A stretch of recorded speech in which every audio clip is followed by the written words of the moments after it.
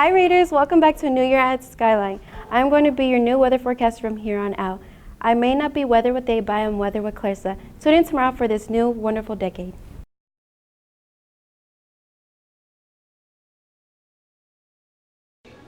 Hello, my name is James Johnson.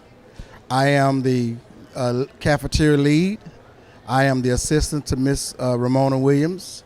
My job is to make sure that every employee that works in the cafeteria can know what's on the recipe and do the recipe exactly according to the standards of the recipe. We make sure that the food is cooked at the right temperatures. We make sure that the employees know how to calibrate their thermometers to make sure that everything is on the line properly and at the right temperature.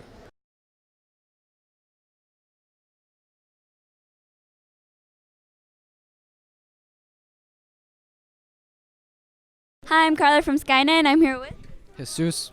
And what are you doing here today? So it's basically just computer science week, and we're just giving like a little preview of like when like people coming by about like computer science and like programming and stuff like that, and like the different branches that goes into like robotics and just computer programming, and that's about it. We're teaching all the kids at Skyline what we do in CSA. So we have our robotics program right here. And then over here we have our TSA. So we have a 3D printer.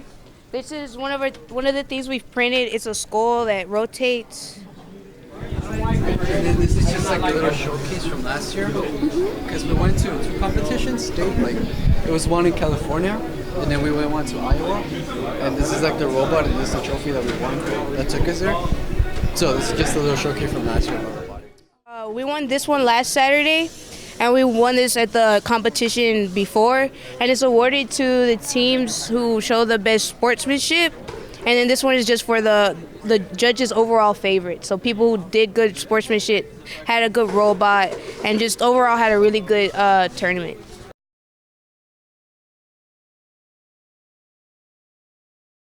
All right, we're supposed to recycle plastic bottles, metals, paper, cardboard, okay? And if we do any containers, then need to make sure they don't have no liquid, okay? Paper, glass bottles, that's fine. But we cannot include food, paper bags, or any of this stuff, okay? Styrofoam at all whatsoever. So this is what we need to recycle all the time. These are recyclable. Paper and card. This cannot be recyclable. This is an example of it. Yeah, this is recyclable too. Teachers, make sure to leave your recycling bins outside so Green Team can know that we need to recycle that. One reason that you can be in Green Team is that you get 1 hour of community service. You get 1 hour of community service. You help with recycling, so it's beneficial. You're helping the school in some way. And it's a fun experience. You make more friends, meet new people, and have lots of fun. Join Green Team!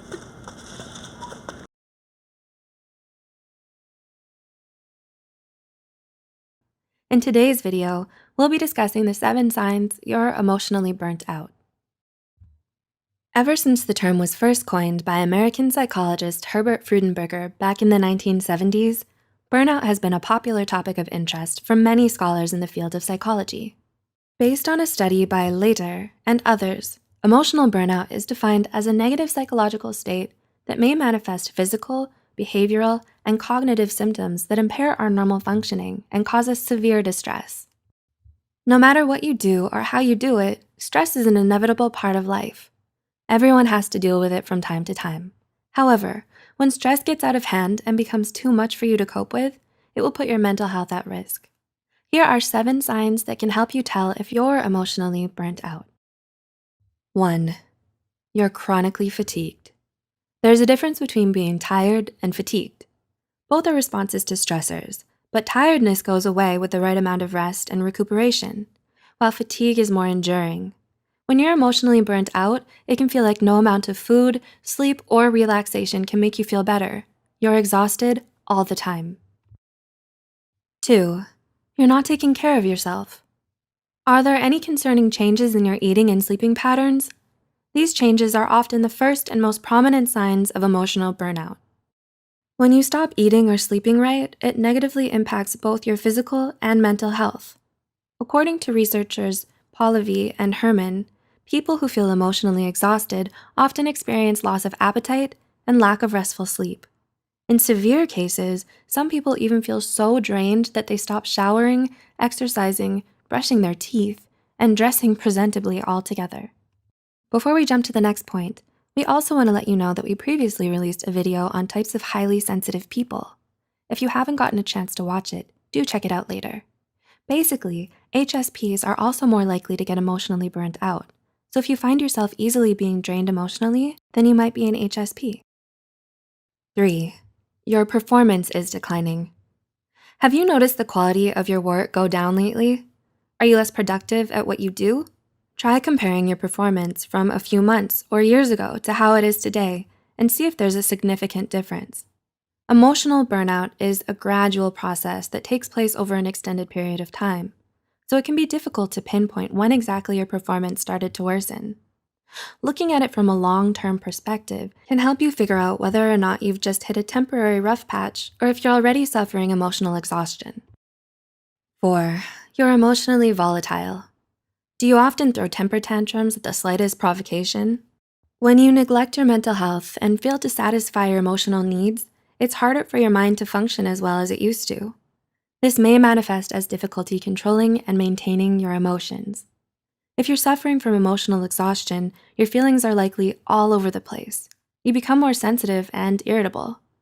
Frustration, pessimism, guilt, and anger are common, as well as feelings of emptiness and dread. All of these are telltale signs that your mind is already crying for help. 5.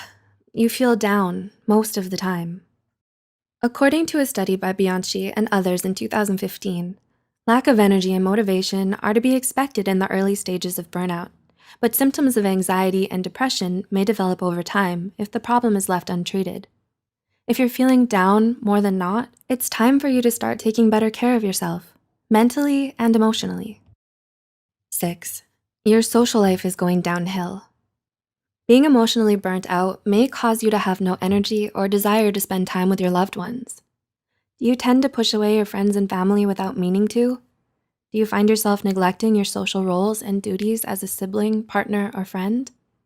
Do you experience more interpersonal conflicts? Emotional burnout is a very ugly and painful experience that often affects not just our mental health, but our social functioning as well. In fact, studies have shown that social withdrawal and isolation is one of the worst consequences of poor mental health, causing a lot of people to suffer alone in silence. Lastly, 7. You feel hopeless. Emotional burnout usually gives way to feelings of despair, emptiness, and detachment. You spend all of your time and energy mulling over all the things you need to do, and end up leaving none of it for yourself and your well-being. You start to feel unfulfilled by the things that used to give your life meaning, and you find it hard to feel any sort of pleasure at all anymore because you fear that nothing you do will matter in the end. You don't see the point of it all anymore, so you give up. In a culture that values achievement, success, and productivity, it's easy to lose yourself in your work or your school. A lot of us have been brought up to believe that we must always push ourselves to excel and do our very best all the time. However, it's important to know when to draw the line and find the time to care for ourselves and put our emotional needs first.